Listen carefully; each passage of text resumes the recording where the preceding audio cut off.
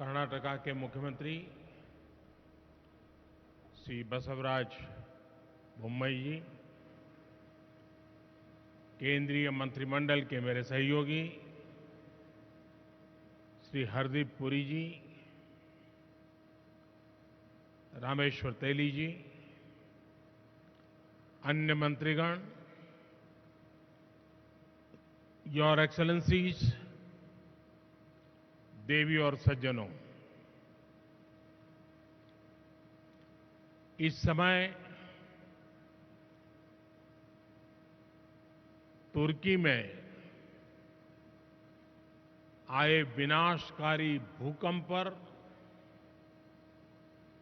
हम सभी की दृष्टि लगी हुई है। बहुत से लोगों की दुखद मृत्यु और बहुत नुकसान की खबरें हैं। तुर्की के आसपास के देशों में भी नुकसान की आशंका है। भारत के 140 करोड़ लोगों की संवेदनाएं सभी भूकंप पीड़ितों के साथ है। भारत भूकंप पीड़ितों की हर संभव मदद के लिए तत्पर है। साथियों, बेंगलुरु टेक्नोलॉजी, टैलेंट और इनोवेशन की एनर्जी से भरपूर शहर है। मेरी तरह आप भी यहां की युवा ऊर्जा को अनुभव कर रहे होंगे। ये भारत की G20 प्रेसिडेंसी कैलेंडर का पहला बड़ा एनर्जी इवेंट है। मैं देश विदेश से आए सभी लोगों का इंडिया एनर्जी वीक में स्वागत करता हूं, अभिनंदन करता हूं। साथियों, 21वीं सदी के विश्व का भविष्य तय करने में एनर्जी सेक्टर की बहुत बड़ी भूमिका है। एनर्जी के नए रिसोर्सेज को डेवलप करने में, एनर्जी ट्रांजिशन में आज भारत विश्व के सबसे मजबूत आवाजों में से एक है। विकसित बनने का संकल्प लेकर चल रहे भारत में एनर्जी सेक्टर के लिए अभूतपूर्व संभावनाएं बन रही है। आप जानते हैं कि हाल ही में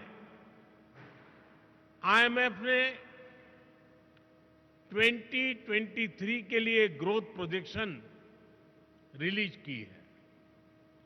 इसमें कहा गया है कि Bharat fastest growing major economy रहने वाला है।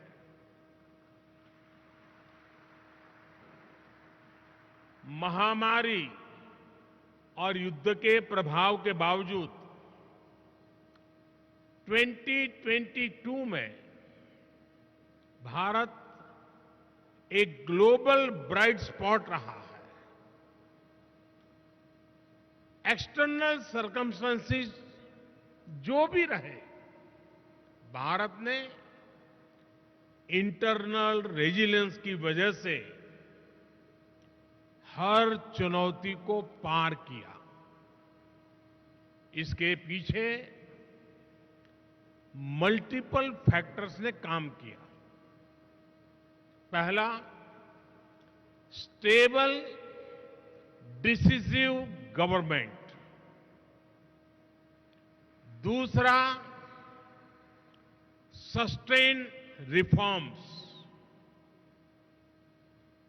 और तीसरा, ग्रास रूट पर सोशियो इकोनॉमिक एम्पावरमेंट। बीते वर्षों में बड़े पैमाने पर लोगों को बैंक खातों से जोड़ा गया, उन्हें फ्री हेल्थ केयर ट्रीटमेंट की सुविधा मिली, सेफ सैनिटेशन, बिजली कनेक्शन, आवास, नल से जल और दूसरे सोशल इंफ्रास्ट्रक्चर की पहुंच करोड़ों लोगों तक हुई। पिछले कुछ वर्षों में भारत की जितनी बड़ी आबादी के जीवन में ये बदलाव आया है, वो कई विकसित देशों की जनसंख्या से भी ज्यादा है। इससे करोड़ों गरीबों को गरीबी से बाहर निकालने में मदद मिली है।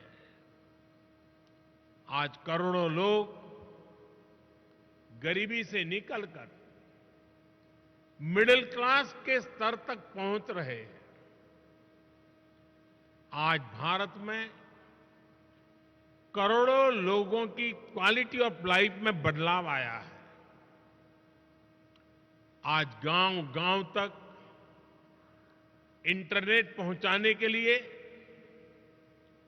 6 लाख किलोमीटर, 600,000 किलोमीटर से ज्यादा ऑप्टिकल फाइबर बिछाए जा रहे हैं। पिछले 9 वर्षों में देश में ब्रॉडबैंड यूजर्स की संख्या 13 गुना बढ़ चुकी है। पिछले 9 वर्षों में इंटरनेट कनेक्शंस 3 गुना से ज्यादा हो चुके हैं। आज रूरल इंटरनेट यूजर्स की संख्या अर्बन यूजर्स की तुलना में ज्यादा तेजी से बढ़ रही है। इसके अलावा भारत दूसरा सबसे बड़ा मोबाइल फोन बनाने वाला देश बन चुका है। इससे भारत में दुनिया का सबसे बड़ा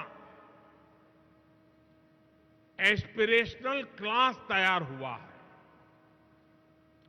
भारत के लोग चाहते हैं कि उन्हें बेटर प्रोडक्ट्स, बेटर सर्विसेज और बेटर इंफ्रास्ट्रक्चर मिले। भारत के लोगों की आकांक्षाओं को पूरा करने के लिए एनर्जी बहुत बड़ा फैक्टर है। इंडस्ट्रीज से लेकर के ऑफिसेज तक, फैक्ट्रीज से लेकर के घरों तक भारत में एनर्जी की जरूरत, एनर्जी की मांग बढ़ती ही जा रही है। भारत में जिस तेजी से विकास हो रहा है, उसे देखते हुए ये माना जा रहा है कि आने वाले वर्षों में भारत में अनेक नए शहर बनने वाले हैं। इंटरनेशनल एनर्जी एसोसिएशन ने भी कहा है कि भारत इस दशक में भारत की एनर्जी डिमांड दुनिया में सबसे ज्यादा होगी और यहीं पर आप सभी इन्वेस्टर्स के लिए, एनर्जी सेक्टर के स्टेक होल्डर्स के लिए भारत नई अपॉर्चुनिटीज लेकर के आया है। आज ग्लोबल ऑयल डिमांड में भारत की हिस्सेदारी 5% के आसपास है, लेकिन इसके 11% तक पहुंचने की उम्मीद है। भारत की गैस डिमांड तो 500% तक बढ़ने का अनुमान है। हमारा विस्तार ले रहा एनर्जी सेक्टर भारत में इन्वेस्टमेंट और कोलैबोरेशन के नए अवसर बना रहा है। फ्रेंड्स, एनर्जी सेक्टर को लेकर भारत की स्ट्रेटेजी के 4 मेजर वर्टिकल्स हैं। पहला, डोमेस्टिक एक्सप्लोरेशन और प्रोडक्शन को बढ़ाना। दूसरा, सप्लाईज को डाइवर्सिफिकेशन। तीसरा, बायोफ्यूल्स, इथेनॉल, कंप्रेस्ड बायोगैस और सोलार जैसे ऑल्टरनेटिव एनर्जी सोर्सेज का विस्तार। और चौथा, इलेक्ट्रिक व्हीकल और हाइड्रोजन के जरिए डीकार्बनाइजेशन। इन चारों ही दिशाओं में भारत तेजी से काम कर रहा है। मैं आपके बीच इसके कुछ एस्पेक्ट्स पर और विस्तार से बात करना चाहूंगा। साथियों, आप जानते हैं कि भारत दुनिया में चौथी सबसे बड़ी रिफाइनिंग कैपेसिटी वाला देश है। भारत की वर्तमान क्षमता करीब 250 MMTPA की है, जिसे बढ़ाकर 450 MMTPA करने के लिए तेजी से काम हो रहा है। हम अपनी रिफाइनिंग इंडस्ट्री को लगातार इंडिजीनियस, मॉडर्नाइज और अपग्रेड कर रहे हैं। हम अपनी पेट्रोकेमिकल प्रोडक्शन कैपेसिटी को बढ़ाने की दिशा में भी बहुत तेजी से काम कर रहे हैं। भारत के रिच टेक्नोलॉजी पोटेंशियल और ग्रोइंग स्टार्टअप इकोसिस्टम का उपयोग करके आप सभी अपने एनर्जी लैंडस्केप का विस्तार कर सकते हैं। साथियों, हम 2030 तक अपने एनर्जी मिक्स में नेचुरल गैस कंजम्पशन को बढ़ाने के लिए भी मिशन मोड पर काम कर रहे हैं। इसे 6% से बढ़ाकर 15% करने का लक्ष्य तय किया गया है। हमारा वन नेशन वन ग्रिड ये विजन इसके लिए सभी जरूरी इंफ्रास्ट्रक्चर उपलब्ध कराएगा। हमारा प्रयास है कि एलएनजी टर्मिनल रीगैसिफिकेशन क्षमता को बढ़ाया जाए। 2014 में हमारी क्षमता 21 MMTPA की थी, जो 2022 में करीब दोगुनी हो गई है। इसे और बढ़ाने के लिए काम जारी है। भारत में 2014 के मुकाबले सीजीडी की संख्या भी 9% हो चुकी है और 9 गुना बढ़ चुकी है। 9 गुना, 9 टाइम। हमारे यहां 2014 में सीएनजी स्टेशन भी 900 के आसपास थे। अब इनकी संख्या भी बढ़कर 5000 तक पहुंच रही है। हम गैस पाइपलाइन नेटवर्क की लंबाई बढ़ाने की दिशा में भी तेजी से काम कर रहे हैं। 2014 में हमारे देश में गैस पाइपलाइन की लंबाई करीब 14,000 किलोमीटर थी। अब ये बढ़कर 22,000 किलोमीटर से ज्यादा हो चुकी है। अगले 4-5 साल में भारत में गैस पाइपलाइन का नेटवर्क 35,000 किलोमीटर तक पहुंच जाएगा। यानी भारत के नेचुरल गैस इंफ्रास्ट्रक्चर में आपके लिए निवेश की बहुत बड़ी संभावनाएं बन रही है। साथियों, आज भारत का जोर डोमेस्टिक एक्सप्लोरेशन और प्रोडक्शन को बढ़ावा देने पर है। ईएनपी सेक्टर ने उन इलाकों में भी अपना इंटरेस्ट दिखाया है जो इनएक्सेसिबल समझे जाते थे।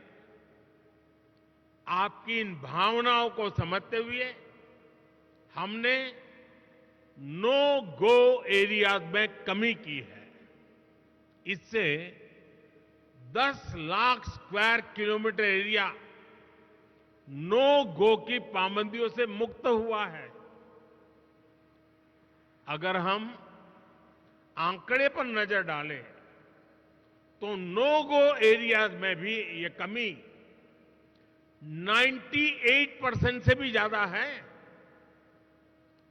ये सभी निवेशकों से आग्रह करूंगा कि आप इन अवसरों को इस्तेमाल करिए। फॉसिल फ्यूल्स के एक्सप्लोरेशन में अपनी मौजूदगी बढ़ाइए। फ्रेंड्स, बायो एनर्जी के क्षेत्र में भी हम तेजी से आगे बढ़ रहे हैं। पिछले साल अगस्त में हमने एशिया की पहली 2G इथेनॉल बायो रिफाइनरी की स्थापना की। हमारी तैयारी इस तरह के 12 कॉमर्शियल 2G इथेनॉल प्लांट्स बनाने की है। सस्टेनेबल एविएशन फ्यूल और रिन्यूएबल डीजल की कॉमर्शियल उपयोगिता की दिशा में भी हमारे प्रयास जारी है। इस साल के बजट में हमने गोवर्धन योजना के तहत 500 नए वेस्ट टू वेल्थ प्लांट्स बनाने का ऐलान किया है। इसमें 200 कॉम्प्रेस्ड बायोगैस प्लांट्स और 300 कम्युनिटी या क्लस्टर बेस्ड प्लांट्स शामिल है। इसमें भी आप सभी के लिए हजारों करोड़ रुपए के इन्वेस्टमेंट के रास्ते बनने वाले हैं। साथियों, एक और सेक्टर जिसमें भारत विश्व में लीड ले रहा है वो है ग्रीन हाइड्रोजन का। नेशनल ग्रीन हाइड्रोजन मिशन 21वीं सदी के भारत को नई दिशा देगा।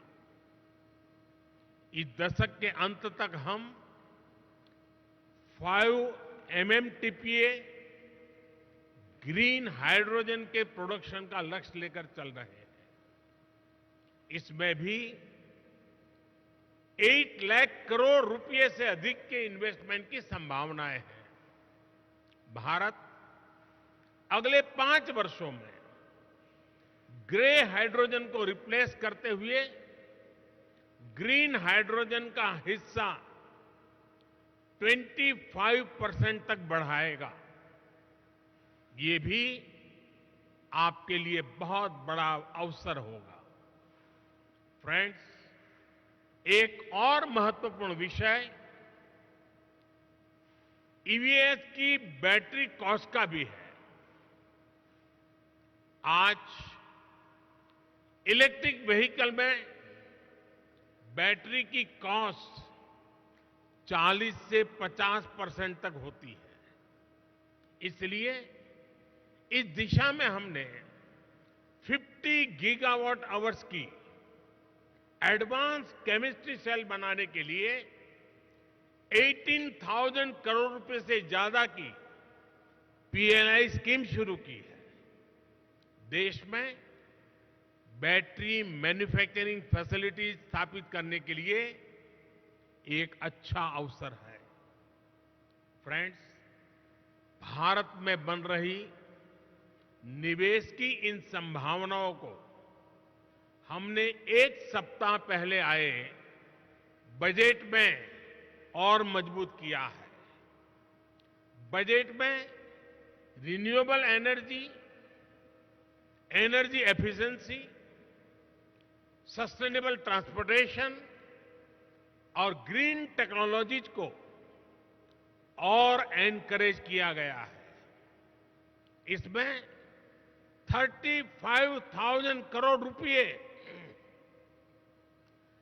प्रायोरिटी कैपिटल इन्वेस्टमेंट के लिए रखे गए हैं ताकि एनर्जी ट्रांजिशन और नेट जीरो ऑब्जेक्टिव्स को बल मिले। बजट में हमने कैपिटल एक्सपेंडिचर के लिए 10 लाख करोड़ रुपए का भी प्रावधान किया है। इससे भी ग्रीन हाइड्रोजन से लेकर सोलार और रोड जैसे हर तरह के इंफ्रास्ट्रक्चर को गति मिलेगी। साथियों, 2014 के बाद से ग्रीन एनर्जी को लेकर भारत का कमिटमेंट और भारत के प्रयास पूरी दुनिया को देख रहे हैं। बीते 9 वर्षों में भारत में रिन्यूएबल एनर्जी कैपेसिटी करीब 70 गीगावाट से बढ़कर करीब 170 गीगावाट हो चुकी है। इसमें भी सोलर पावर कैपेसिटी 20 टाइम्स से ज्यादा बढ़ी है। आज भारत विंड पावर कैपेसिटी के मामले में दुनिया में चौथे नंबर पर है। हम इस दशक के अंत तक 50% नॉन फॉसिल फ्यूल कैपेसिटी का लक्ष्य लेकर चल रहे हैं। हम बायोफ्यूल पर, इथेनॉल ब्लेंडिंग पर बहुत तेजी से काम कर रहे हैं। बीते 9 वर्षों में पेट्रोल में इथेनॉल ब्लेंडिंग को हम 1.5% से बढ़ाकर 10% कर चुके हैं। अब हम 20% इथेनॉल ब्लेंडिंग के लक्ष्य की तरफ बढ़ रहे हैं। आज यहां E20 रोल आउट किया जा रहा है। पहले फेज में देश के 15 शहरों को कवर किया जाएगा और फिर आने वाले 2 वर्षों में देश भर में इसका विस्तार किया जाएगा। यानी E20 भी आपके लिए देश भर में बहुत बड़ा मार्केट बनने जा रहा है।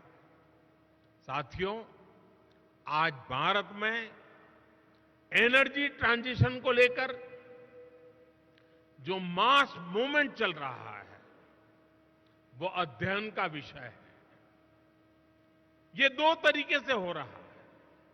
पहला, एनर्जी के रिन्यूएबल सोर्स का तेज गति से एडॉप्शन कर, और दूसरा, एनर्जी कंजर्वेशन के प्रभावी तरीकों का एडॉप्शन। भारत के नागरिक आज बड़ी तेजी से एनर्जी के रिन्यूएबल सोर्सेज को अपना रहे हैं। सोलर पावर से चलने वाले घर, सोलर पावर से चलने वाले गांव, सोलर पावर से चलने वाले एयरपोर्ट, सोलर पंप से हो रही खेती, ऐसे अनेक उदाहरण हैं।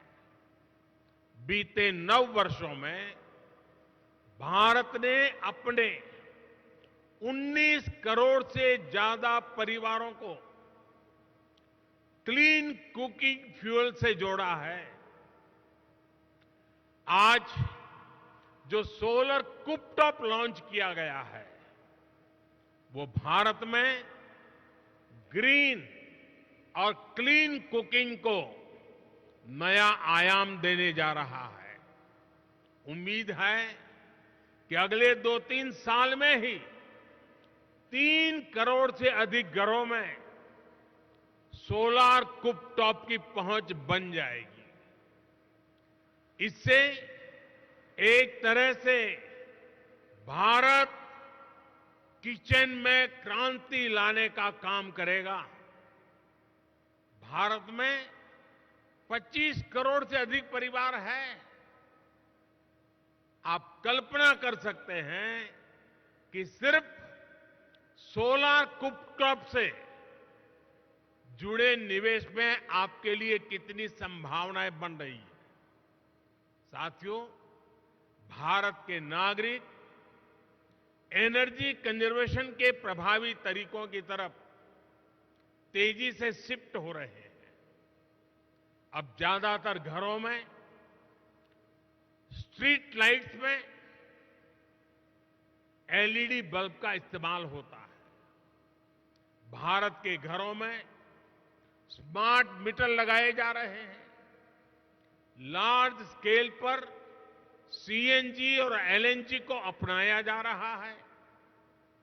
इलेक्ट्रिक व्हीकल्स की बढ़ती लोकप्रियता इस दिशा में बड़े बदलाव के संकेत दे रहे हैं।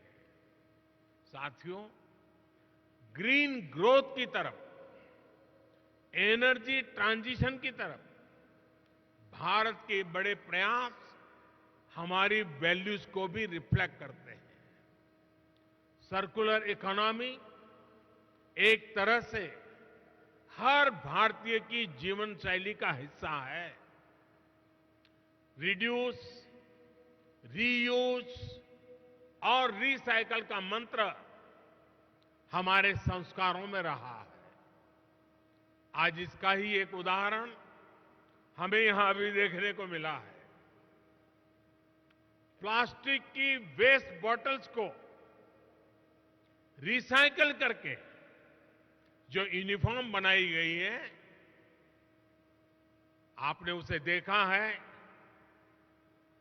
फैशन की दुनिया के लिए, सुंदरता की दुनिया के लिए उसमें कोई कमी नहीं है। हर साल 10 करोड़ ऐसी बॉटल्स की रिसाइकलिंग का लक्ष्य पर्यावरण की रक्षा में बहुत मदद करेगा। ये मिशन लाइफ यानी लाइफस्टाइल फॉर एनवायरनमेंट को भी मजबूती देगा, जिसकी दुनिया को आज बहुत आवश्यकता है। इन्हीं संस्कारों पर चलते हुए भारत ने 2070 तक नेट जीरो का टारगेट तय किया है। इंटरनेशनल सोलर अलायंस जैसे प्रयासों से भारत इस सद्भावना को दुनिया में मजबूत करना चाहता है। साथियों, मैं आपका फिर आह्वान करूंगा कि भारत के एनर्जी सेक्टर से जुड़ी हर संभावनाओं को जरूर एक्सप्लोर करें, उससे जुड़े। आज भारत आपके इन्वेस्टमेंट के लिए दुनिया में सबसे उपयुक्त जगह है। इन्हीं शब्दों के साथ आज आप इतनी बड़ी तादाद में यहां आए, एनर्जी ट्रांजिशन वीक के अंदर शरीक हुए। मैं आपका अभिनंदन करता हूं, स्वागत करता हूं और अपनी वाणी को विराम देता हूं। आप सबको बहुत बहुत शुभकामनाएं। धन्यवाद।